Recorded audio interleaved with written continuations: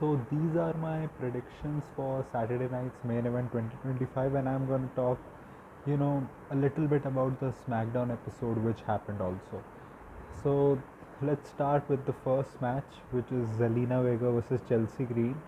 I think they I think they added this match only because there was backlash that there was no women's match. I do think that WWE prefers that Saturday night's main event is a four-match structure because it is much easier to then give every match time to perform, because we saw on the first Saturday night's main event, like every match felt shortened.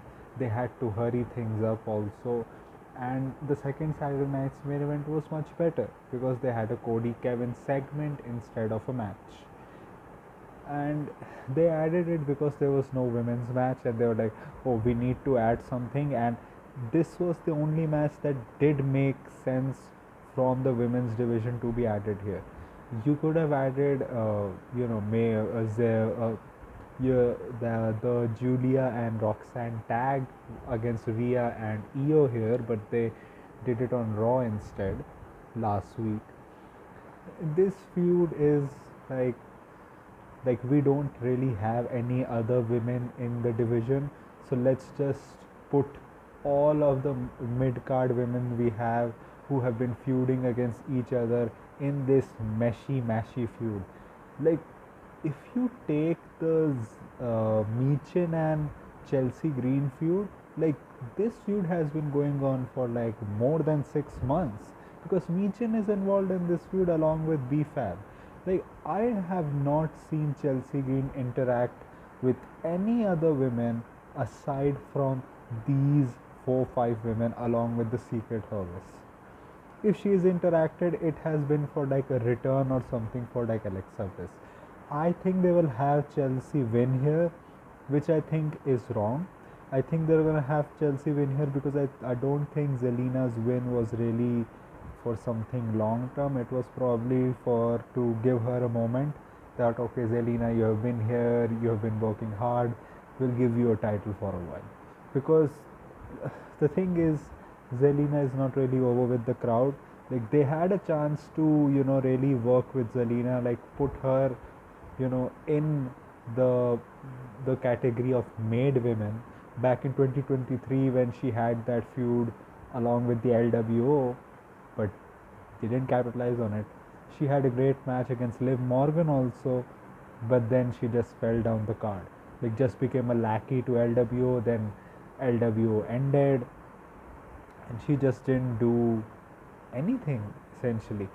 I thought that when she was drafted to SmackDown, she will get added with Andrade, but she didn't. And then suddenly she has a feud with Chelsea like 1 month before WrestleMania. She beats her in every match that they had. The only way that you have Zelina be over with the United States Championship is have her defend the title. And you have to have her have a title reign kind of like what John Cena had with the US title reign. Of course, they are not equal, but the only way that you can get her and the US title over is through great matches. And because SmackDown has that much time on its hands, 3 hours, they can do it. I don't know why they choose not to do it. Like, you can have people from NXT come for like just one date, like have a great match, go back. Like, you can do stuff. Even she said that she wants to go defend her title in AAA. She wants to go defend her title on NXT. So I don't understand why they are not doing this. Like, this is just lazy because they have something in front of them, because they have not really figured out how to use Chelsea's like character work and her goofy stuff in a way that it fits a wrestling show perfectly. Like, they're not doing any like fun vignettes with her and the Secret Service, which they could have done.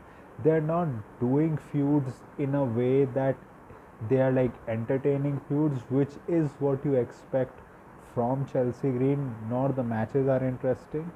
They're just having basic feuds with her. So having her become the champion again, like, what is the end goal? Like, is the end goal trying to get Michin over? But then right now she is just with BFAB. She's kind of helping out BFAB like become a wrestler. So I don't know what this match is not going to go for too long. Anyway, it goes. I just hope whoever wins this feud ends here and they go forward to doing their separate things. Maybe you have the people from the top of the SmackDown Women's division go down to fight Zelina or something, because this is not working right now. Then the second match is Drew McIntyre versus Damian Priest Steel Cage. I think this feud has been built well. People have said that this has been going on for a long while, and in a way it has, because they have started interacting with each other before the Royal Rumble. In the build to the Royal Rumble, they started interacting with each other. So they have been involved with each other for a while now. I think people really thought that the feud would end at WrestleMania, because it kind of felt like it was like a one and done deal feud, but I guess they decided because Cody is taking a break, we don't really have a space for Drew to go against any world champion. Like if Cena was face, maybe you could have had Drew go for the championship. So they just decided to extend this feud, because match wise, this is just their second match. So people saying that the feud ends here. Like if Drew wins, the feud ends here. But if Drew loses, it doesn't. And looking at the content of the promos which they have had, especially with what Drew said last week, which was that you're gonna leave out on a stretcher. So what I am deducing from that is that probably Damien will win the match by escaping from the cage. Probably another case of Drew being his own worst enemy. The same old like tired stick that they have been telling us, like Drew, because of his own mistake, getting eliminated from the Rumble, getting eliminated for the Chamber. Like even it was his own mistake that even after defeating Damien, he still decided to mock him and his family. So Damien got back again to fight with him, eventually costing him a one-on-one title shot against against Jacob. Even at Saturday Night's main event, he took out Drew so that he could win the United States Championship. So it kind of makes sense. And like people saying that the feud ends here, it won't. It will probably end. I don't know if it will end at Money in the Bank, because you're gonna have two Money in the Bank matches. Most probably, your world championships are not getting defended there. Like the World Heavyweight Championship is clearly not defending there, because it's on June 9th it is getting defended. So Cena may defend his championship, maybe he won't. I think the women's world title, probably one of them, probably Io, someone will defend it. I hope that they add the mid card titles on the show, and maybe you can have the one last match of Drew and Damien there, maybe a last man standing or something like that. You get that there, have Drew win it, and then move forward to Cody Rhodes or whoever is next, because I think you need to get Drew into like you need to, like you saw the cheers that Drew was getting last week. Even now Drew is very over. Like you need to capitalize, because there was a dip in Drew after that whole Royal Rumble fiasco happened. He got drafted to SmackDown, which is not the top brand. It kind of felt like he got the groove back after WrestleMania. He got an important win because he was losing to Jimmy and Jay. The thing is, Damien is in such a spot that even if he like loses this feud, it doesn't really like bring him down, or this feud winning doesn't really like propel him to something else. Like I think Damien has occupied a place in the fans' hearts, which is like a upper mid card level, which you can say is kind of like a much higher level than maybe he deserves, or maybe what the fans think. But it's what the WWE wants him, especially Triple H. So he has a ceiling. I don't think he is going down or up because of this. So you need to have Drew win this feud. It's just this, that you can have Drew win this feud by having eventually Aleister Black attack Damien, because it can be like Aleister Black is not a face or a heel. Like he can just say that he can have his reasons to go after Damien, like how Damien is something that it should have been him, Dolph Ziggler as something. You can do that also. But I think this match, I hope this match gets time, because if this match gets time, it can steal the show. I think Damien is gonna win the match. Damien is gonna win the match. That Drew is gonna lay him out after the match, and Damien is gonna leave on a stretcher. Then third match, it is CM Punk and Sami Zayn versus Braun Breaker and Seth Rollins.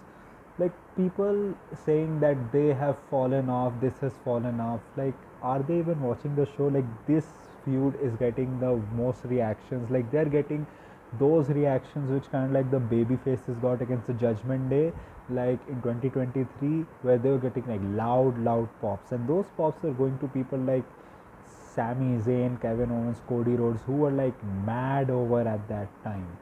So I think the only way that the feud has kind of like dipped a little bit, it doesn't feel like that feud that it felt on the Raw after Mania, is because Roman Reigns is not there. But even then, it is the best thing in WWE right now. And because of the involvement of CM Punk, you have even Sami Zayn also, and everyone involved there. They have done a good job, like making this feel like the most important thing in WWE, along with making the World Heavyweight Championship feel like it's the most important title in the company, even more than the undisputed championship. So, like, this feud, because of the multiple feuds that Jay has made the world title feel like the best thing on the best title on the show. I think this is probably gonna result in Breaker and Seth winning. Like, I won't put it past them to have Sami Zayn turn heel and be the third man. Though I don't think you should have a person like Sami Zayn. You already have too many heels. I don't think you need another, like a baby face who is actually over with the crowd. Maybe not to the extent that he was in 2023 or 24. Still over with the crowd, being a heel, because we have seen heel Sami. I think right now Sami Zayn should be a face. He should be there. He's probably going to take the pin here, because don't think all the others are going to take the pin. We may get a third member, but it's Saturday night's main event. Are they really going to give us the third member on a Saturday night's main event? But if they're not giving us a third member, like, I don't think they're just going to win clean. I don't think they're just going to straight up beat, say, CM Punk and Sami Zayn. But it will make a statement. But I think this match will be good. Only thing that I am concerned about is this may not have that much time to really cook. But I think storyline wise, it makes sense for Braun and Seth to win, with probably like Braun destroying Sami and Seth just giving him a curb stop in the end and winning, and then laying out both after the match. I do think probably we may get a six-man tag, which they're saying that they're gonna have for Cena, but I think we may get that at Money in the Bank, like with uh, Braun Breaker, and whoever the third member is gonna be. I propose Bronson Reed. Like, that's a really good thing. Like, that will put Bronson right in the main event scene. Seth and Bronson have had a feud. They are 1-1 against each other. Like, Seth really like bringing the people that he has hate with, like be it Paul Heyman, now bringing someone like a Bronson Reed, like, will make him unstoppable. And Bronson Reed is like, he's in his like late 30s, I think. I don't know his age, but he is like still the next big guy, I would say, for the WWE, with along with Jacob, Jeff Cobb and all. So I hope it's Bronson, and it makes sense with Sammy also, because Sammy has had a feud with Bronson Reed also before, with the Chad Gable stuff for the Intercontinental Championship. So it makes sense for Bronson Reed. Like, you can tie it all up also, especially with, you can have Braun Breaker and Bronson go after the tag titles, like make those tag titles feel something also, because they have not felt anything for a while now, like for since R Truth and Miz won the titles, I don't think those World Tag Team Championships have meant anything. So have maybe Braun Breaker and Bronson Reed win those titles. Maybe you can get someone like an Ethan Page up, because he's not really doing anything in NXT, just having a feud with Ricky Starks, which he already lost again. Or you can get some. I don't think they're going to get Grayson or Austin. It looks like they're still involved with each other. You can do that. So let's see what happens. But my prediction is Seth and Breaker are going to win. Next match is John Cena versus R-Truth. This is a non-title match, and I do expect that R-Truth will get a win, maybe out of disqualification, maybe a count-out victory, because I think Cody is probably gonna return and Cena will be like he will get distracted and he'll probably lose by a count-out. And I think R-Truth is gonna win, and then he's gonna think that he actually won the World Championship on the SmackDown next episode of SmackDown. The thing is, I liked R-Truth's promo which happened on SmackDown, like some of the lines that I'm going to beat the hustle, loyalty, respect into you, and if we're gonna say it again that if Cena wins we riot. Like people saying that they're wasting a Cena date. It's just one date. Like Cena didn't show up on any of the SmackDowns to promote Saturday Night's main event. He's going to be there directly, and if if he was anyways not going to show up on any of the SmackDowns, like would you have preferred it to be some young guy who wouldn't have got any like mic time with Cena, or like R-Truth, which has had a story with Cena with that childhood hero stuff? And I do think that this is eventually paying it off. This is probably going to be the match that kicks off Saturday Night's main event, because it's not for the title, and they probably want to get the highest ratings. So putting Cena as the first match will get them those ratings, and I think this is probably going to lead to Cody coming back in some way, and we are going to kick off the Cody and Cena feud again. I think probably Cena is going to defend his title against Cody at SummerSlam. I think that's what's going to happen. I do think Cody and Cena, like, if they're gonna have a feud again, it kind of makes sense for them to have some kind of multi-person match at Money in the Bank. But I don't want the multi-person match that they have been discussing, that Travis Scott, Logan Paul and something. What are you gonna have? Like Cena and Travis versus Cody and R-Truth, or whatever this thing they said. Cena, Travis had Logan. But whatever is, I am interested. Like they're gonna have to add a lot of shenanigans, because we're having 2025 Cena facing 2024 R-Truth, and there's a reason why they added so many like smoke and mirror stuff in the Randy match, because after the WrestleMania match they had an idea that Cena is not the wrestler that he was. Like that Elimination Chamber stretch against CM Punk was just like a temporary thing that happened. Like that was not what Cena is right now. So I think probably R-Truth is gonna win in some way, maybe a roll up, maybe a disqualification, maybe a count out. I don't see Cena winning, or maybe like Cena wins and he destroys. No, I think R-Truth is winning. My prediction is R-Truth winning. And last match is the main event of the show, which they have announced, which is Jey Uso versus Logan Paul.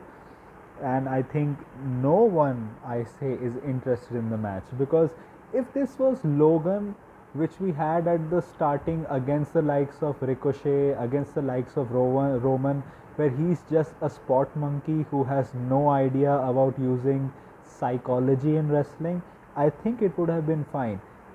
It's because WWE has so much like delusions about him that every wrestler just goes and tells him that you belong here. But when we actually see him have matches when he has not rehearsed for like 2 weeks before with the person, and those matches fall apart, I don't see those same comments coming out from them. Like, how can you have a bad match against Rey Mysterio? How can you have a bad match against AJ Styles, which he probably rehearsed? Like, he can't call a match in the ring. His character is very stale. He tries to be a heel. Like, just be yourself. You're a heel in real life. Why are you trying to be a heel? You can say that when whenever he holds the mic, you can say that he is trying to play a character. It's just the way he talks about things is something like you just go to a person and to in the street and tell him to like do a promo. Like that what Logan Paul feels like. Like if he was just like a spot monkey, I would have been fine with it. But he isn't. Like he is actually they're trying to make him into a wrestler, which we saw at WrestleMania. He had a boring, slow ass match with AJ Styles. Like how can you have a bad match with AJ Styles? And you see that AJ is not washed because he had like a 4-star match against Finn Balor on Raw. Like literally against Finn Balor, he had a great match on Raw, AJ Styles. So and then Jay is not a good wrestler too. Like how can you have a bad match with Gunther like at WrestleMania?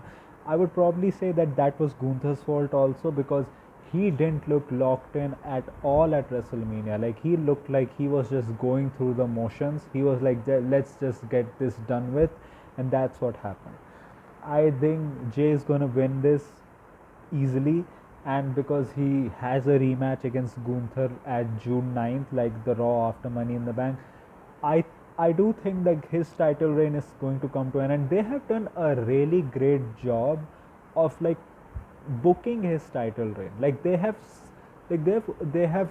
connected it all. Like he is still like this is how you book a underdog babyface champion. Like you can imagine like whenever Sami Zayn becomes champion, his title reign should also be booked like this, but he will be much better than Jay because he will not like yeet at everything, because you have all these multiple storylines going around in the WWE. You have all these multiple guys trying to essentially target Jey Uso, and Logan Paul has been like the beneficiary of it because you have Seth Rollins with his like new vision, his new group trying to take the title from Jay because he believes that he can like use the power from the world championship to like enforce his vision. You have Gunther trying to take his world championship back. Along with that, you have the factor of Logan Paul also trying to become world champion for the first time. So it has really made his reign feel very chaotic, and it has also like probably like put him a lot more over also with the fans because first he has had good matches with Seth Rollins and Braun Breaker. Second, that he's involved in the best storyline and the topmost storyline in the WWE. The World Championship feels much more like prestigious, and all of them like still underestimating him, still doubting him, makes him much more of a baby face also, and especially an underdog baby face in the eyes of the people. I just hope that they don't say tell Logan. They just tell Logan, just go out and fly, just go out and do monkey stuff, and that's it. I just hope that's what happens. So my prediction is Jay is winning, and I liked Wyatt Six returning. I think tag team division is the perfect place for them. I just hope they drop the spooky stuff, make them more realistic. I like the women's stuff. Money in the Bank. I like LA Knight qualifying and everything. So that was my that was my predictions for Saturday Night's main event. Tell me about your predictions of Saturday Night's main event in the description. So this was my video. So if you like this type of content, like this video, share and subscribe. If you don't, then share it with those who do. My social media accounts, which are my Twitter/Instagram account, and are in the description, so go follow me on that. My UPI ID, which is sharp@OKICICI, is in the description also, so go donate any amount of money which you can, which will help me make YouTube a permanent career option. So that was it for me for right now. So thank you, goodbye, alvida.